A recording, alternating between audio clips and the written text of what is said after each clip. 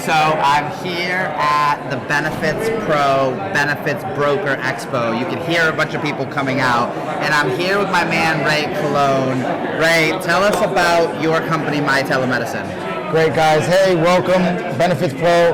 My Telemedicine, we are a nationwide virtual care provider. We service close to 5 million members nationwide. And really the importance of telehealth has been so transparent throughout the COVID pandemic. We really became the face of how we can deliver healthcare. And what was very critical about this time was that you got the doctors and the providers to really realize that, hey, we need virtual care. And the care can really support and change lives. So today we're really out here just letting people know how virtual care, primary care is different than normal telemedicine. You're actually able to get assigned a preferred provider. This provider is always your provider, Lester. And the best thing about that is you're establishing a relationship.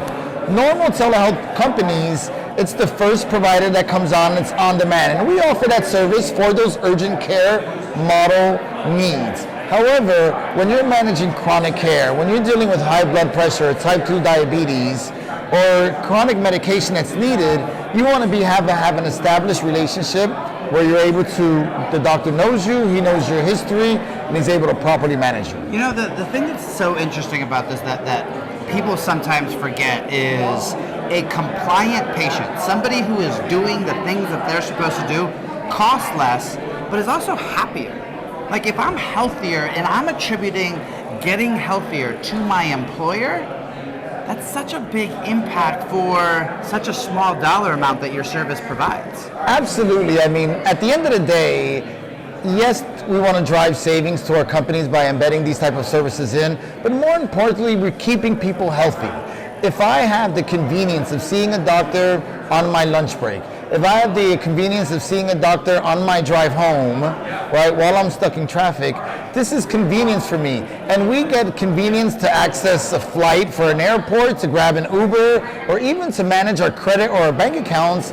So we need to have the same type of ease on ourselves. And this is not only our physical body, but our mental as well. Incorporating integrated behavioral health is so critical, and being able to do this from your phone 24/7 is critical. So I'm going to switch gears because you and I are standing here. We can look out on the crowd and see that we are not two people that look like most of the people here. So you're right about that. I always like for us to think about if there is a little Latino boy out there looking at two Latinos here, standing here in a sea of not people that look like us, what would you tell either the old Ray who looked at this industry and says, I don't know that that's for me, or what would you tell somebody that looks at us and says, is that the business for me because people don't look like me here? You know, I mean, here's the thing. I mean, it's for us, this is technology. We're no longer dealing with the old age of insurance. And even then, who am I to say that I'm not as competitive as the next person? As a matter of fact, I have more drive. As a matter of fact, the Latin market is bigger than, it's a humongous market, over 60 million Latinos in the US. So for us, we have the ability of being leaders among other leaders, just like everybody else. Forget our nationality, forget our skin tone. We're building relationships, and most importantly, it's what we bring. The passion that we bring about it, and we do it right. That's critical, and listen, there's people that don't look like us that do it bad. So what I say is, don't let that intimidate you. Step out in force, go full-fledged, but most importantly, do it with integrity. I love it, and I'm going to end it with something that's always near and dear to my conversation, which is the why. You got into this business a long time ago. You've been a founder. You've been an entrepreneur. You get up early. You stay up late. That why? What drives you to do what it is that you do? You know, 7 years ago, you know, my wife passed away due to a brain tumor. And when I sit back and I look at what didn't we do as a mom of twin girls at that time, 4 years old. It was hard for her to be able to go to appointments. Again, it was inconvenient.